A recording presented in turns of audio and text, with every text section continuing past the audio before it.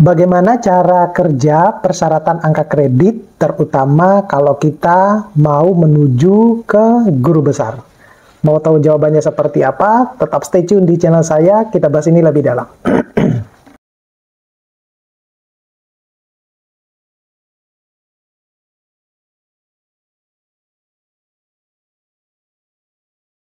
Assalamualaikum warahmatullahi wabarakatuh. Pada video kali ini saya mau sharing terkait dengan bagaimana sebenarnya cara kerja persyaratan angka kredit itu, terutama kalau kita berencana untuk naik angka kredit menuju ke guru besar. Disclaimer dulu dari video ini hanya sekedar sharing, bukan bermaksud untuk menggurui. Saya juga mengutip dari berbagai macam sumber, salah satunya ini adalah sumber dari profesor yang termasuk di dalam tim PAK dosen nasional Kemendikbudristek ya. Nah, jadi berdasarkan pernyataan Profesor Dr. Ahmad Sani Supriyanto waktu itu yang merupakan tim PAK ya, tim penilai PAK dosen nasional di Kemendikbudristek, dia mengatakan bahwa jumlah profesor atau guru besar yang di Indonesia itu masih terlalu rendah. Bapak Ibu juga bisa melihat di VT-VT-nya ya gitu ya, di YouTube yang lain gitu. Jadi dia menyatakan bahwa dosen di Indonesia itu kurang lebih ada 311.000.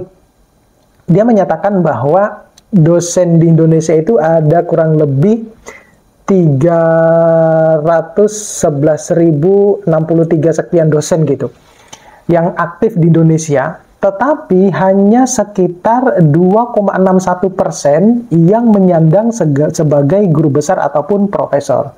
Nah, oleh karena itu ini penting menjadi PR kita semua bahwa dengan sebegitu banyaknya guru besar, dengan begitu banyaknya dosen, tetapi guru besarnya atau profesornya sedikit. Kalau nggak salah, yang waktu itu yang saya dengar adalah satu guru besar itu kalau dibandingkan ya, rasionya itu dia misalnya 1:300 gitu. Jadi seperti satu, ibarat mahasiswa sama dosen itu, satu profesor itu menangani 300-an dosen gitu. Nah, itu yang oleh karena itu dia menyatakan bahwa sebenarnya ada aturan yang menguntungkan bagi dosen untuk bisa menuju ke guru besar. Nah, itu saya nggak tahu ya, menguntungkan itu mungkin bagi mereka-mereka yang yang cukup aktif di dalam mempublikasikan, karena seperti yang sudah saya sampaikan pada video-video saya yang lain yang juga saya ngutip dari beberapa profesor, itu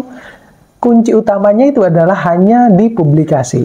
Jadi Profesor Sani itu menjelaskan bahwa aturan yang berlaku saat ini itu sebenarnya menguntungkan bagi dosen untuk mempercepat kenaikan jabatan atau pangkat atau jabatan fungsional.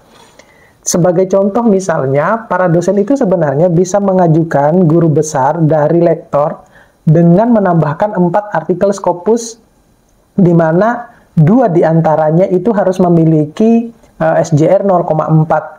Kemudian terus memiliki impact factor sekian gitu, 0,1, tapi semuanya tergantung dari jurusannya ya, bukan jurusannya tetapi keahliannya gitu. Semuanya karena baik Scopus maupun WOS itu yang disyaratkan di dalam PAK itu memiliki perbedaan. Nah, semacam itu. Nah, bagaimana sebenarnya cara kerja penilaian PAK untuk ke profesor? Nah, yang pertama tentunya kalau kita mau menuju ke profesor, yang bersangkutan tentunya harus sudah menyelesaikan dulu studi S3-nya ya. Dalam 1 tahun juga dapat mengajukan ke guru besar dengan menyertakan 2 karya ilmiah yang Scopus ya. Tetapi kita juga harus tahu dulu ini kita berangkatnya dari lektor kah atau lektor kepala gitu ya. Nah, dengan kalau kita publish di jurnal Scopus, tentunya harus memiliki nilai SJR kurang lebih 0,1 atau Web of Science jurnal impact faktornya 0,05 gitu. Bapak Ibu bisa melihat di jurnal impact factor ya. Kalau mau melihat jurnalnya itu dia punya impact factor berapa gitu. Kalau di Web of Science, kemudian kalau di Scopus ya bisa melihat di SJR-nya. Nah, kembali lagi tadi bahwa kalau kita mau menuju ke profesor, kita berangkatnya dari mana dulu ini? Kalau dari lektor 300 ya, kalau menuju ke guru besar yang paling yang paling rendah kumnya ya berarti kita butuh 500 kum itu.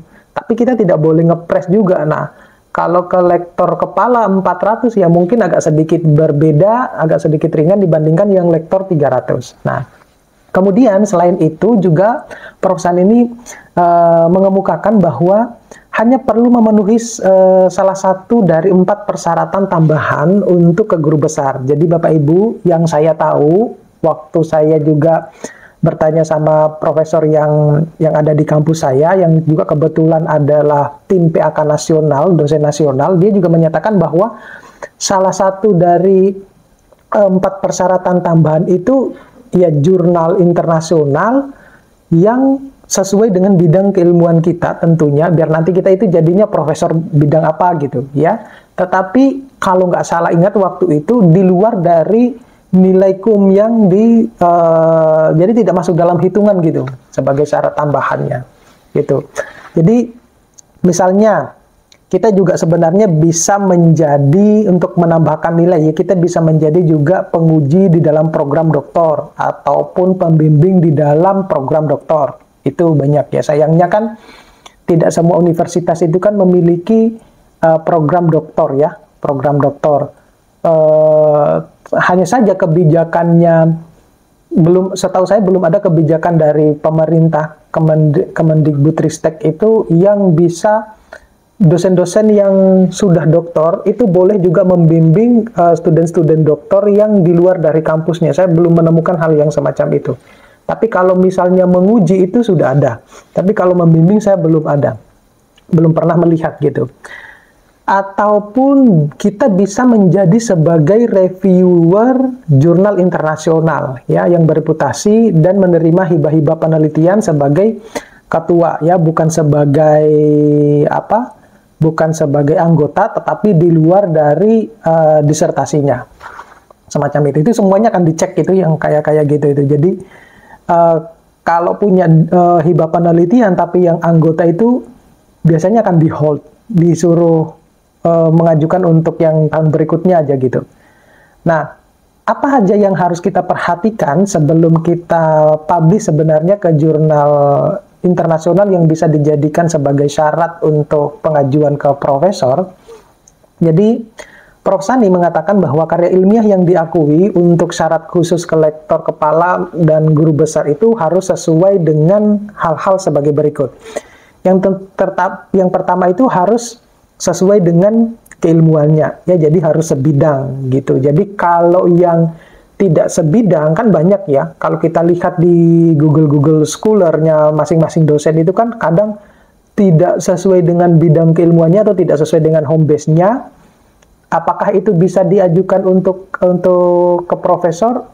Kalau untuk syarat tambahan tidak bisa. Tapi untuk mungkin untuk penilaian, kan di dalam penilaian PAK itu kan ada yang ditulis dengan sesuai dengan bidang ilmu, tidak sesuai dengan bidang ilmu, kan gitu. Tapi tetap akan mendapatkan penilaian meskipun itu sedikit. Kemudian memiliki proses review yang baik. Jadi kalau kita submit di impact factor jurnal yang tinggi, yang sudah termasuk Q1 itu, ya proses reviewnya juga ketat gitu. Nah, tidak ditemukan gaya selingkung yang berbeda di tiap volume. Ya, kalau misalnya kita publish di jurnal yang sama, itu tidak berbeda juga gaya selingkungnya. Kalau yang saya perhatikan itu, kalau di jurnal-jurnal nasional, ya, yang terakreditasi SINTA itu, ada kalanya gaya selingkungnya berbeda. Ya, saya nggak tahu apakah yang pengelolanya memahami hal semacam itu atau tidak. Tetapi, itu akan berpengaruh terhadap peringkat akreditasi berikutnya.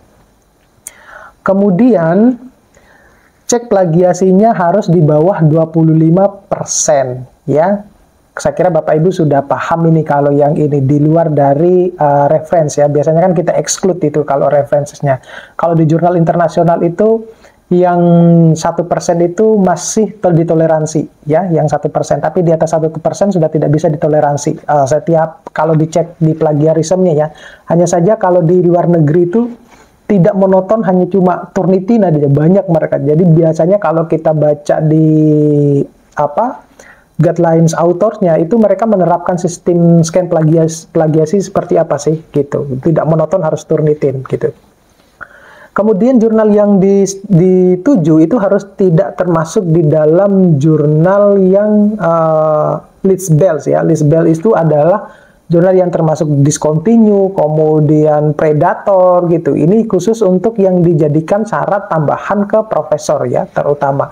Tetapi kalau misalnya ada jurnalnya yang discontinue, ya, jurnal discontinue di Scopus itu ya nilainya sama pada akhirnya dengan jurnal internasional saja. Jadi Bapak Ibu bisa melihat kalau jurnal internasional itu berapa sih? Kalau nggak salah itu maksimal kalau bukan 15, 20 gitu hukumnya.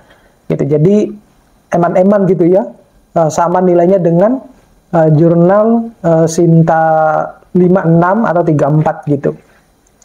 Kemudian tidak termasuk di dalam jurnal yang kolonial ya, atau hijack gitu. Hijack, jadi tiba-tiba sudah publish, ternyata publishernya adalah bukan publisher abal-abal ya, termasuk dalam publisher abal-abal. Itu juga yang harus diperhatikan.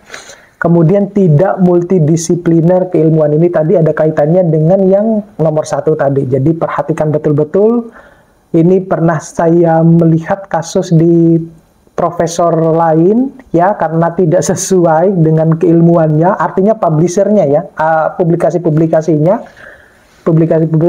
pada akhirnya dia diberikan kesempatan untuk mempublikasikan 1 paper aja ya, yang termasuk di dalam jurnal internasional bereputasi, tapi sesuai dengan jurusannya. Oke, mudah-mudahan ini bisa bermanfaat. Jangan lupa untuk terus dukung channel saya dengan mengklik tombol subscribe, like, share, dan komen. Kalau ada yang mau disampaikan, bisa juga DM ke Instagram saya. Terima kasih. Assalamualaikum warahmatullahi wabarakatuh.